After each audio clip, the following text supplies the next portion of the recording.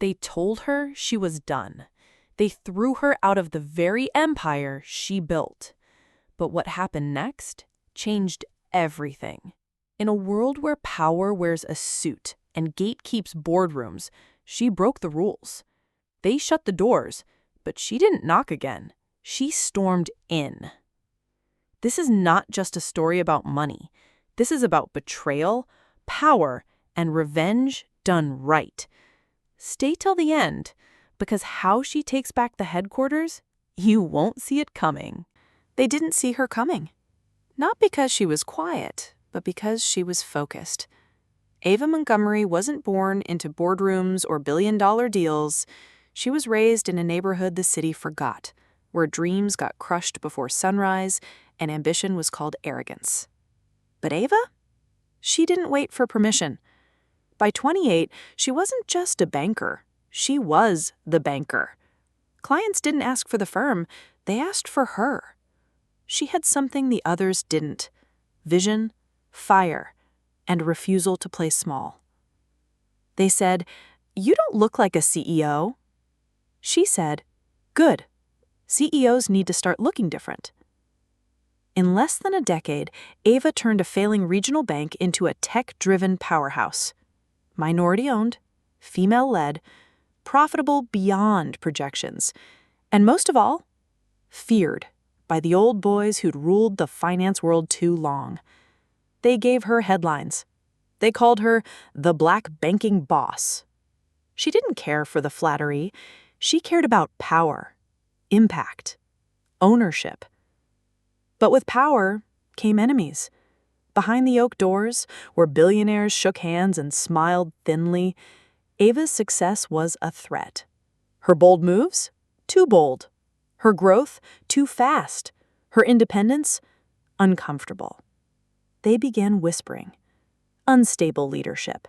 Too emotional. Too ambitious. Too black. Too female. Too in control. And still, Ava rose. Until the day they made their move. It was a Wednesday. Cold. Quiet. She walked into the boardroom, a space she redesigned, walls lined with art from local black artists, sunlight hitting the mahogany table like a spotlight. Her name was still on the welcome screen. Her assistants still greeted her as Madam CEO. But something was off. The board was already seated. No handshakes, no coffee. Just cold eyes and colder intentions. Then they said it. Effective immediately, Ava Montgomery is being relieved of her duties as CEO. Just like that. No vote, no warning, no decency. Her jaw didn't drop. Her voice didn't crack. She just leaned forward and asked, "Why?" Their reasons were dressed up: performance concerns, alignment with shareholders, strategic realignment. But the truth was raw. She had outgrown the leash they gave her. She stood up, took one long look around the room. These men had sat silent when she brought in record-breaking quarterly reports. They clapped when she landed partnerships no one else could. They posed for photos, smiled for interviews, all while waiting for the chance to cut her loose. But Ava didn't flinch. She walked out of the boardroom, but not defeated. Because power doesn't sit in titles, and Ava Montgomery was already planning her return. This is where the story gets dangerous. This is where the phrase, "Black CEO kicked out of her own bank, moments later she takes over headquarters," becomes more than a headline. It becomes a declaration. Stay with me. They took her title. They thought that meant they took her power. What they didn't know was she never needed their permission in the first place. Ava left the building in silence. No press release, no statement, no drama. Just one message to her assistant. "Clear my afternoon. I'm making moves." By the time they were drafting internal emails to calm the market, Ava was already 3 steps ahead. Because while they were busy playing checkers in boardrooms, Ava was playing chess across industries. She had quietly built her own war chest, private capital, offshore accounts, venture equity.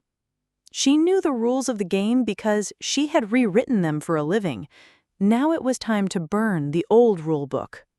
That night, Ava met with her legal team, not to sue, to buy. Not the bank, the entire holding group that owned the bank's controlling shares. See, while the board thought they'd removed her, they'd forgotten one thing. Ava didn't just run the bank, she built the system that ran it. Every digital pipeline, every client algorithm, every internal process. And more importantly, she had relationships the board could never buy. By morning, 2 of the bank's biggest institutional investors had pulled their stakes. By the afternoon, Ava had locked in 3 private equity firms, all minority-owned, ready to move with her. By 6 p.m., the stock price had dipped enough to trigger emergency calls. By 8, rumors swirled. And by midnight, the headlines read, "Black CEO kicked out of her own bank. Moments later, she takes over headquarters." It wasn't hostile. It was surgical. And it was just beginning. Inside headquarters, panic spread. The same board that had smiled through her dismissal now scrambled to save face. They scheduled emergency meetings. PR teams crafted damage control. Shareholders asked questions they couldn't answer. But Ava? She didn't hold press conferences. She just moved in silence. Because this wasn't about revenge. It was about reclamation. Meanwhile, her old employees, the ones who watched her lead with integrity, power, and purpose, started leaking information. They knew who built that empire. And they weren't loyal to a logo. They were loyal to Ava. Emails, contracts, internal memos, all came flooding to her inbox. She wasn't hacking. She was simply being handed the keys. And all along, the phrase started echoing across social media. Black CEO kicked out of her own bank. Moments later, she takes over headquarters. What started as a scandal was becoming a movement. By the end of the week, Ava made her move. She walked into a downtown high-rise, not the old bank, but the headquarters of the holding firm that tried to erase her. With documents, with backing, with power.